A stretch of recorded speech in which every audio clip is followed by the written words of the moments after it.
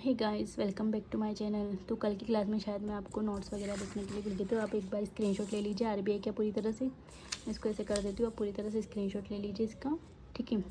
और इसका भी अच्छे से ले लेना स्क्रीनशॉट, अच्छे से प्रॉपर नोट्स बनाइएगा, ठीक है। पहले मैं इसका बता देती हूँ पूरी तरह से।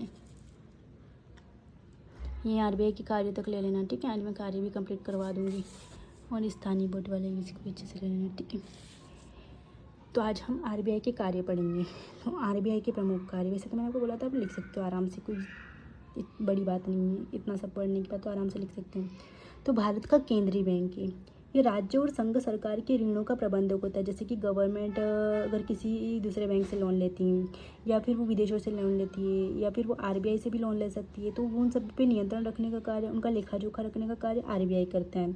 और सरकार के लिए गवर्नमेंट सिक्योरिटी जारी करता है, जिसको पता है आपको कि गवर्नमेंट सिक्योरिटी रखकर सरकार लोन ले सकती है, पैसों की ज़रूरत होती है तो पैसे ले सकती है। तो वो सिक्योरिटी, गवर्नमेंट सिक्योरिटी जारी करने का कार्य भी आरबीआई करता है, तो इसे इसलिए भारत का केंद्रीय बैंक कहा जाता है।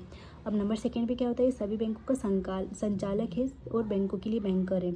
सभी बैंकों के लिए बैंकर का मतलब सबसे पहले क्या होगा, सभी बैंकों का संचालक का मतलब तो आपको पता है कि रेगुलेटरी बॉडी है। सभी बैंकों को इनसे डर कर रहना पड़ता है, इसके नियमों का पालन करना पड़ता है, और वो ऐसे बिना इसके नियम का पालन करके वो बच नहीं सकते। जैसे पेमेंट बैंक के साथ, पेटीएम पेमेंट बैंक के साथ हुआ, आपको पता ही है।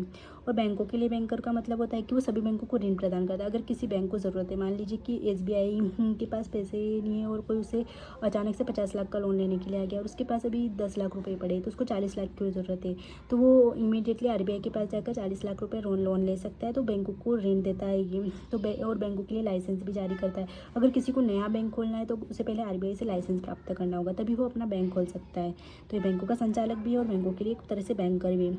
मौद्रिक प्राधिकारी, आपको पता है कि पहले मॉनेटरी पॉलिसी कमेटी जो 2016 में बनी थी, मौद्रिक नीति समिति, मौद्रिक नीति समिति जो कि मॉनेटरी पॉलिसी बनाती है पूरी तरह से, कि CRR, SLR, base rate, repo rate वगैरह, ये सारी चीज़ें जो हम आगे पूरी डिटेल में पढ़ेंगे, वो सारी मौद्रिक नीति बनाने का कार्य भी आरबीआई के पास है। हम ये पूरी तरह से ये आरबीआई के निदेशक मंडल करते हैं, लेकिन इसमें जो मुख्य अधिकारी होता है वो आरबीआई का गवर्नर ही होता है। तो इस तरह से ये आरबीआई का ही प्रमुख कार्य एक तरह से माना जाता है, ठीक है।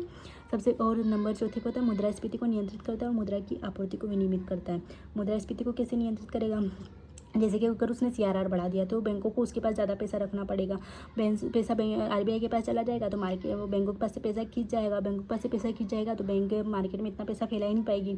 मार्केट में जब कम पैसा होगा और वस्तुएं ज़्यादा होगी तो वस्तुएं सस्ती हो जाएगी और महंगाई थोड़ी कम हो जाएगी। और मुद्रा की आपूर्ति को विनियमित, जैसे कि आपको पता है अगर आरबीआई ने पैसे खींच लिए किसी तरह से, जैसे रेपो रेट बढ़ा दी, सीआरआर बढ़ा दिया, एसएलआर बढ़ा दिया है, तो पैसे खींच लिए तो मार्केट से मुद्रा की आपूर्ति कम हो जाती है, ठीक है। और ये मैं अच्छे से आपको आगे एक्सप्लेन करूँगी, टेंशन मत लीजिए। अब मैं यहाँ पढ़ाने बैठी तो पूरी क्लास 2 घंटे की हो जाएगी, ठीक है। अच्छे से मैं आपको आगे बहुत डिटेल में एक्सप्लेन करूँगी इन सब चीज़ों के बारे में, ठीक है। कैसे वो मुद्रास्फीति को नियंत्रित करता है, मुद्रा की आपूर्ति को विनियमित करता है। वित्तीय प्रणाली का विनियामक और पर्यवेक्षक, पूरे देश के भीतर पैसों के लेन देन पर निगरानी करता है कि भाई मतलब कोई बैंक किसी दूसरे बैंक से पैसे ले रहा है तो कितने ले रहा है, क्या ले रहा है, कितने किसी ब्याज पे रेट पर पैसे चल रहा है, मार्केट में कितने ब्याज पे लोन मिल रहा है, लोग कितने ब्याज पे लोन ले रहे हैं, हाउस लोन कितने ब्याज रेट पे मिल रहा है, सारी चीज़ें की नियंत्रण विनियमक, मतलब कि इसको पता रहता है सब कुछ कि हाँ भाई कैसे चल रहा है मार्केट में सब कुछ। भारत के सभी वित्तीय नियामकों का समन्वय करता है, जैसे कि शेयर मार्केट समन्वय करता है, मतलब क्या है कि आपस में समन्वय स्थापित करना। जैसे कि शेयर मार्केट किसके अंडर आता है तो सेबी के अंतर्गत आता है, और बीमा कंपनियां किसके अंतर्गत आती है तो एडाई के अंतर्गत आती है। ये 2 बड़ी बड़ी संस्थाएं, जो कि शेयर मार्केट इसके अंतर्गत आता है, बीमा इसके अंतर्गत आता है। यदि इन दोनों संस्थाओं के बीच में कुछ बातचीत हो जाती है, मतलब कोई कुछ अनबन हो जाती है और ये आपस में मिलकर समझौता करने के लिए तैयार नहीं है, तो ये तो इन सभी रेगुलेटरी बॉडी के मध्य समन्वय स्थापित करता है, तो वो आरबीआई के पास जाती है। अगर जैसे कि अगर एडाई ने शेयर मार्केट के अंदर हस्तक्षेप कर लिया, फिर सेबी ने बीमा कंपनियों के अंतर्गत हस्तक्षेप कर लिया, तो एडाई चाहे तो आरबीआई के पास जा सकता है कि भाई सेबी इस तरह से मेरे कार्यक्षेत्र के अंतर्गत हस्तक्षेप कर रहा है, जो कि उचित नहीं है, आप उसे समझाइए या फिर आप उससे मेरी बात करवाइए। वो मुझसे, और मैं उससे मिलने के लिए बोल रहा हूँ तो मुझसे मिलने के लिए भी तैयार नहीं है। तो आरबीआई ऐसी संस्था है जो कि इन सभी रेगुलेटरी बॉडियों को समन्वय कर, मतलब इनको मिलवाती है आपस में कि बातचीत करके जो भी मैटर है उसे सॉर्ट आउट करिए। और आरबीआई को कोई भी बड़ी संस्था मना नहीं कर सकती, क्योंकि इन सभी के ऊपर भी रेगुलेटरी बॉडी हमारा आरबीआई है, इसीलिए उसे बहुत बड़ा बैंक कहा जाता है, ठीक है। अब अगला आता है विदेशी मुद्रा प्रबंधक। विदेशी मुद्रा प्रबंधन अधिनियम 1999 के तहत विदेशी मुद्रा का मालिक प्रबंधक है। जैसे कि हमारे देश में बहुत सारे विदेशी बैंक है और बहुत सारा फॉरेक्स रिजर्व पड़ा है। जितना भी फॉरेक्स रिजर्व पड़ा है, जो भी विदेशी बैंक है, सभी के ऊपर नियंत्रण। ऐसा नहीं है कि विदेशी बैंक है तो वहाँ की उस देश की सरकार उसके ऊपर नियंत्रण रखेगी और उस देश का केंद्रीय बैंक उसके ऊपर नियंत्रण रखेगा, नहीं। यहाँ पे पहले ही हमारे देश का विदेशी मुद्रा प्रबंधक अधिनियम 1999 के तहत है ना, जो विदेशी मुद्रा का जो मालिक है वो भी आरबीआई है। विदेशी मुद्रा का प्रबंधन कैसे करता है? आरबीआई की फॉरेक्स रिजर्व जितना भी रखा है, जैसे कि तो अगर किसी को ज़रूरत है तो आरबीआई चाहे तो वो बाहर निकालने से मना कर दे कि भाई मार्केट में पैसों की कमी है, रुपये का जो था संतुलन, डॉलर और रुपये का संतुलन बिगड़ सकता है, क्योंकि अगर डॉलर की ज़रूरत लोगों को ज़्यादा पड़ी तो वो उसे खरीदने आएंगे, और अगर आरबीआई के पास डॉलर कम है तो वो उसे चाहे तो कम दाम में भी, मतलब ज़्यादा दाम बढ़ा के बेच सकते हैं, तो उससे हमारे रुपए की वैल्यू गिर सकती है। ये सारी चीज़ें काफ़ी ज़रूरत होती है, ठीक है। तो वो पूरी तरह से कैसे विदेशी मुद्रा का प्रबंधन करना है, कैसे हमारे रुपए की वैल्यू डॉलर की वैल्यू के सामने बढ़ा के रखना है, कैसे मेंटेन करना है, सारी चीज़ें आरबीआई कंट्रोल करते हैं। और लास्ट क्या है? मुद्रा जारी करता है। मुद्रा को छापने में तो आपको ही पता है आरबीआई की मोनोपोली है, वो एक अधिकार है उसका। उसके अलावा किसी को भी मुद्रा छापने का अधिकार है ही नहीं, चाहे गवर्नमेंट ही क्यों ना। आरबीआई को ही नोट छापने का अधिकार होता है। गवर्नमेंट को भी केवल 1 रुपये का नोट छाप सकती है, फिर सिक्के छाप सकती है। उसके अलावा 2 रुपये से लेकर 10,000 रुपये, अभी वर्तमान में 10,000 रुपये तक के नोट छापने का अधिकार आरबीआई को दिया गया है।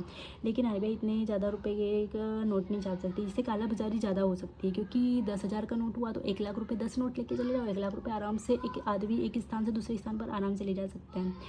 तो इससे कालाबाजारी, जमाखोरी, ये सारी चीज़ें बहुत ज़्यादा हो सकती है। इसलिए पहले 2000 का नोट चलता था कुछ समय पहले, आपको पता है, लेकिन गवर्नमेंट ने उस नोट को भी वापस ले लिया है। तो अभी केवल सबसे बड़ा नोट हमारे देश में कौन सा? 500 का नोट है। अगर लोगों को 1 लाख रुपये ले जाने की ज़रूरत पड़ी तो उसे कम से कम 200 नोट रखने होंगे अपने पास। 200 नोट रखेगा तभी जाके वो 1 लाख रुपये एक स्थान से दूसरे स्थान पर ले जा सकते हैं। तो इससे कालाबाजारी कम होगी, जमाखोरी कम होगी। तो वैसे तो आरबीआई के पास 2 रुपये से 10,000 रुपये तक के नोट छापने का अधिकार है, लेकिन तभी जब गवर्नमेंट इसका अधिनियम निकाल दे कि हाँ भाई, आरबीआई को मंजूरी दे दी कि हाँ भाई तुम इतने हज़ार का नोट छाप सकते हो।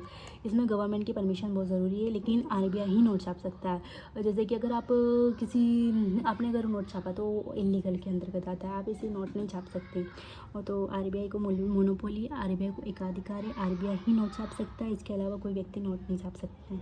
तो आरबीआई के कार्य क्या क्या है? भारत का केंद्रीय बैंक है, सभी बैंकों का संचालक है या बैंकों के लिए बैंकर है, मौद्रिक प्राधिकारी है, मुद्रास्फीति को नियंत्रित करना, मुद्रा की आपूर्ति को विनियमित करना, वित्तीय प्रणाली का विनियामक और पर्यवेक्षण करता है, भारत के सभी वित्तीय नियमों का समन्वयकर्ता होता है, विदेशी मुद्रा का प्रबंधक होता है और मुद्रा का जारीकर्ता होता है।